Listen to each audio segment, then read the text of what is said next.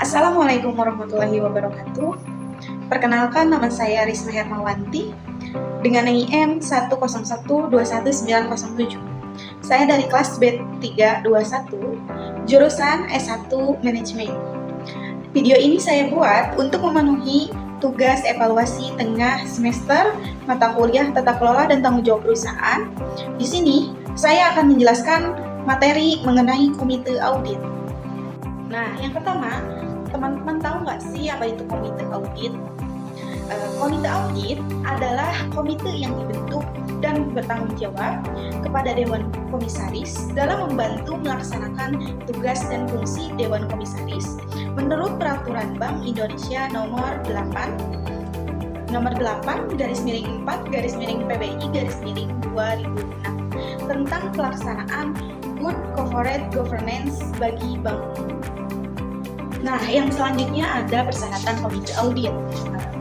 Dalam perusahaan, komite audit minimal ada 3 orang yang berasal dari komisaris independen, dari luar atau dari luar emiten sebagai pihak yang melakukan penawaran umum, yaitu penawaran efek yang dilakukan oleh emiten yang menjual efek kepada masyarakat berdasarkan tata cara yang diatur dalam peraturan perundang-undangan yang berlaku. Nah, untuk menjadi komite audit ada 3 persyaratan yang harus dipenuhi. Yang pertama ada kompetensi. Seseorang yang ingin menjadi komite audit harus memahami laporan keuangan dan bisnis perusahaan, khususnya yang terkait dengan layanan jasa atau kegiatan usaha emiten atau perusahaan publik. Tak hanya itu, seseorang yang ingin menjadi komite audit juga harus memiliki integritas yang tinggi dan memiliki kemampuan, pengetahuan, dan pengalaman yang sesuai dengan bidang pekerjaannya, serta memiliki kemampuan berkomunikasi dengan baik. Nah, dan yang ketiga yaitu independensi.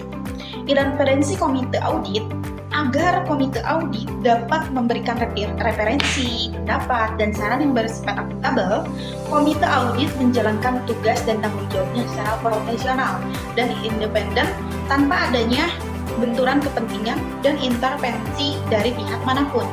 Untuk itu, seluruh anggota komite audit perseroan berasal dari pihak independen yang dipilih sesuai kemampuan, sesuai latar belakang, pengalaman, dan pendidikannya.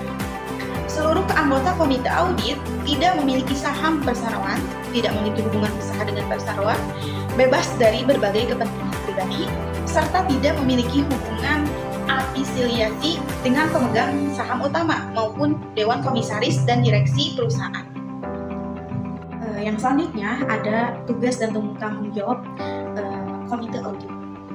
Tugas dan tanggung jawab komite audit secara garis besar adalah memberikan pendapat secara profesional dan independen kepada Dewan Komisaris atas laporan dan hal-hal yang disampaikan oleh direksi kepada Dewan Komisaris.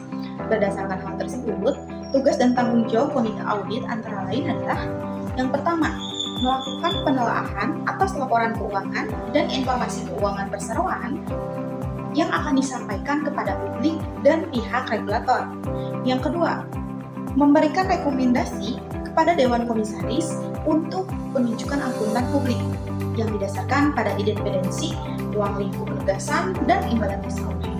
Yang ketiga, yaitu melakukan evaluasi terhadap pelaksanaan jasa audit yang dilakukan oleh kantor akuntan publik atau akuntan publik yang ditunjuk perseroan. Yang keempat adalah memantau aktivitas pelaksanaan manajemen risiko dan pengendalian internal yang dilakukan oleh direksi. Yang kelima, yaitu melakukan penelaahan atas ketaatan terhadap peraturan perundang-undangan yang terkait dengan kegiatan perseroan. Dan yang terakhir, yaitu memantau dan menerima pengaduan dari masyarakat. Yang selanjutnya ada wewenang komite audit. Yang pertama yaitu seorang komite audit bisa mengakses dokumen data terkait dengan informasi lain dari perusahaan. Yang kedua, berkomunikasi langsung dengan karyawan termasuk direksi. Yang ketiga, melibatkan independen pihak komite jika diperlukan. Dan yang keempat, melakukan kewenangan lain yang diberikan oleh Dewan Komisaris.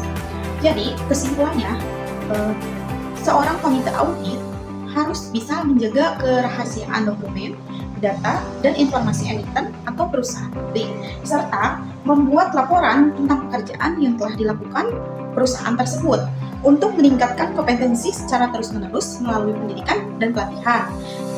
Dalam melakukan tugasnya, komite audit yaitu harus mematuhi kode etik komite audit yang telah ditetapkan oleh perusahaan. Mungkin dicukupkan sekian pemaparan materi mengenai komite audit. Mohon maaf bila ada salah kata atau salah pemaparan mengenai materi komite audit yang telah saya sampaikan. Dan saya ucapkan terima kasih kepada teman-teman yang sudah menyaksikan video ini. Saya pamit undur diri. Wassalamualaikum warahmatullahi wabarakatuh.